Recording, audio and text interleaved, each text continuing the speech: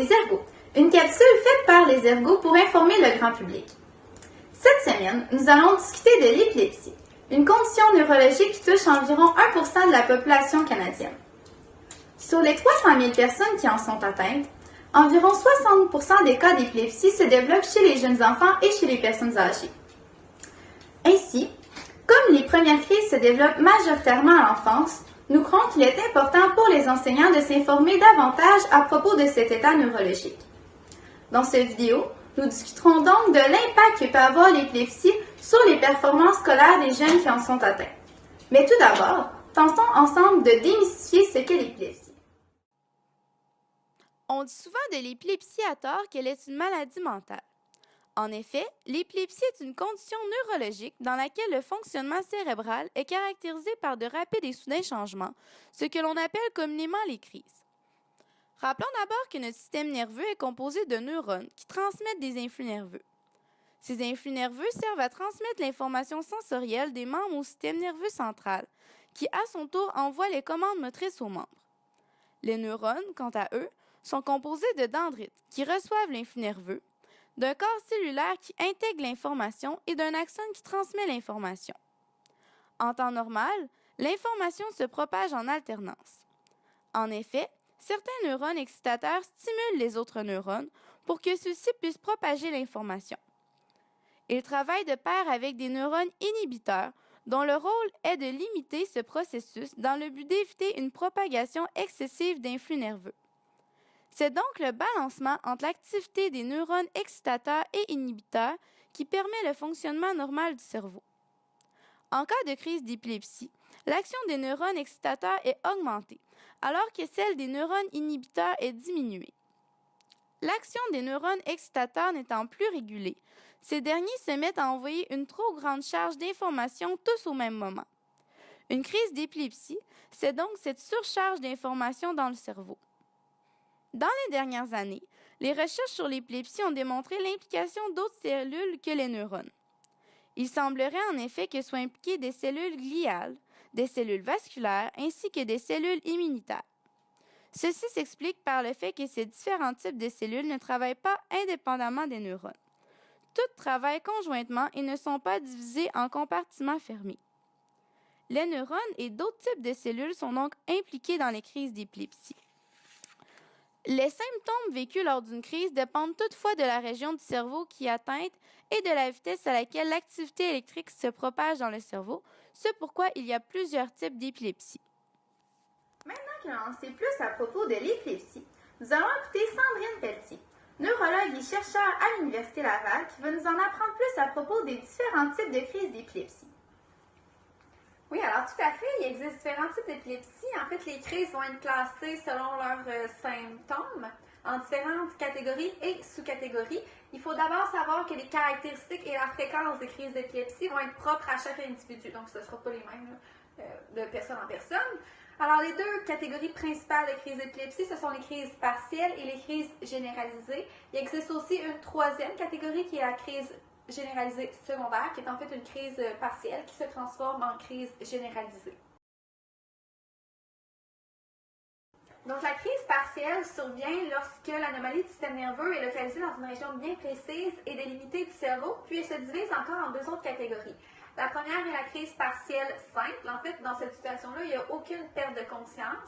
Puis la victime peut ressentir des picotements, sentir des odeurs étranges, avoir des impressions de déjà-vu. Tandis que dans la deuxième sous-catégorie, c'est la crise partielle complexe. Là, il peut y avoir une altération de la conscience. Puis à la suite de la crise, il peut y avoir de la fatigue, il peut y avoir des maux de tête et des signes neurovégétatifs tels que la nausée, des vertiges, des palpitations. Alors maintenant, si on revient aux grandes catégories de crises d'épilepsie, on est rendu à la crise généralisée. En fait, ça survient lorsque l'atteinte neurologique est propagée dans l'ensemble du cerveau et non localisée en un point.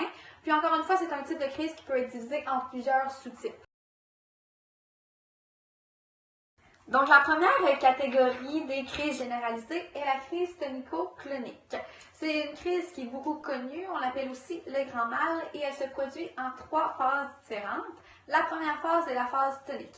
Alors, dans cette phase-là, la victime va pousser un cri juste avant de chuter. Il y aura une perte de conscience, il va y avoir des contractions musculaires. Dans la deuxième phase, qui est la phase clonique, l'individu va avoir des secousses musculaires partout à travers le corps. Et puis la dernière phase est la phase de récupération. Donc, la victime peut s'endormir, elle va en fait se décontracter. Il peut y avoir aussi des pertes d'urine, de sel, il peut y avoir salivation et morsure de la langue. Pour poursuivre, une autre catégorie de la catégorie des crises généralisées est la crise tonique. En fait, c'est une crise qui va se caractériser par des contractions musculaires qui vont produire une chute. Il y a également une crise atonique, qui est le contraire de la crise tonique. C'est un relâchement musculaire qui va causer la chute dans ce cas-ci. En continuant, il y a également la crise myoclonique. Il n'y aura pas de perte de conscience pour cette crise-là, mais il va y avoir des secousses musculaires. Finalement, la dernière sous-catégorie des crises généralisées est la clonique, la crise clonique. Puis en fait, il va y avoir une perte de conscience temporaire, il peut y avoir des confusions, il peut y avoir aussi des secousses musculaires ainsi que des pertes d'urine ou de sel. Il y a également des crises atypiques et typiques, qui sont deux autres catégories dont je ne parlerai pas vraiment car elles sont très rares. Nous allons maintenant continuer avec Valérie Sanson, ergothérapeute, qui va discuter avec nous de l'impact de l'épilepsie sur les performances scolaires des étudiants. Oui, donc il y a plusieurs facteurs reliés à l'épilepsie qui font que les performances scolaires des personnes atteintes sont moindres que celles des personnes non atteintes. Une recherche effectuée au Royaume-Uni nous montre qu'il y a seulement 31% des personnes atteintes d'épilepsie qui font des études supérieures, comparativement à 48% chez les personnes non atteintes. L'une des causes serait les effets secondaires des médicaments utilisés en épilepsie. Les anticonvulsants ont pour la majorité les mêmes effets secondaires, soit la somnolence, la fatigue, les maux de tête, les difficultés de concentration, les troubles de mémoire et la dépression. Ensuite, les crises en elles-mêmes ont des effets sur le système nerveux central qui peuvent causer des troubles de mémoire et de la fatigue. Aussi, les crises vont avoir un effet direct sur les résultats scolaires car elles font manquer des parties de matière aux élèves. Par exemple, lors d'une crise d'absence, un élève peut manquer plusieurs minutes de cours sans que personne ne s'en rende compte. Donc, les symptômes générés par les crises et les médicaments représentent des défis occupationnels pour les étudiants épileptiques.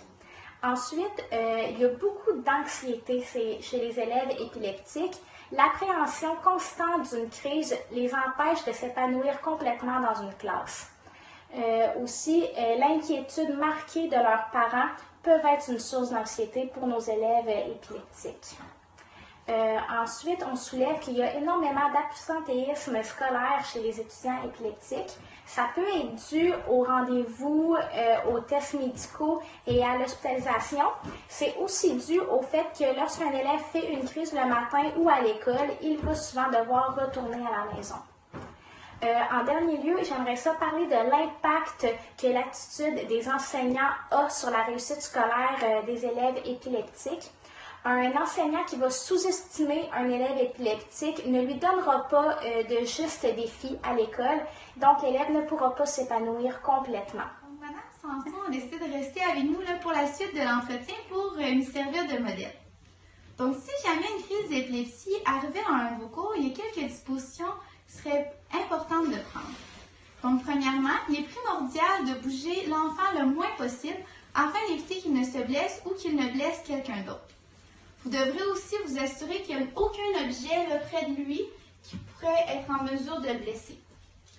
Vous pourrez également desserrer ses vêtements, comme le col de sa chemise, afin de faciliter sa respiration et également retirer ses lunettes. Si jamais l'enfant venait qu'à faire une crise d'absence, il serait important de le placer en position latérale de sécurité. Pour ce faire, vous devrez placer le bras le plus près de vous à angle de 90 degrés, puis son autre bras sous son oreille. Ensuite, vous n'avez qu'à prendre sa jambe la plus éloignée et la ramener vers vous jusqu'à temps que son genou et le pied touchent le sol afin d'assurer le plus de stabilité possible. Également, contrairement aux croyances populaires, L'enfant ne peut pas avaler sa langue, donc ça ne sert à rien d'ajouter un objet dans sa bouche, ça ne risquerait simplement que d'aggraver la situation. Enfin, il est important de ne pas lui administrer de médicaments ou de lui donner à boire pendant et après la crise, par risque qu'il ne s'étouffe davantage. En conclusion, quelques stratégies peuvent être mises en place afin de diminuer les crises d'épilepsie. En effet, un surmenage et une grande fatigue peuvent avoir une influence néfaste pour l'enfant en augmentant ses chances de faire des crises.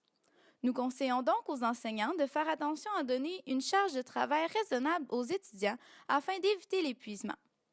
Dans le même ordre d'idées, il pourrait aussi être favorable d'inculquer aux élèves quelques techniques de relaxation, telles que de bonnes méthodes de respiration, afin de les aider à se détendre. Merci d'avoir pris le temps d'en apprendre plus sur cette condition neurologique qui peut toucher certains de vos élèves. Et on se revoit la semaine prochaine pour parler du TDAH. C'est un rendez-vous!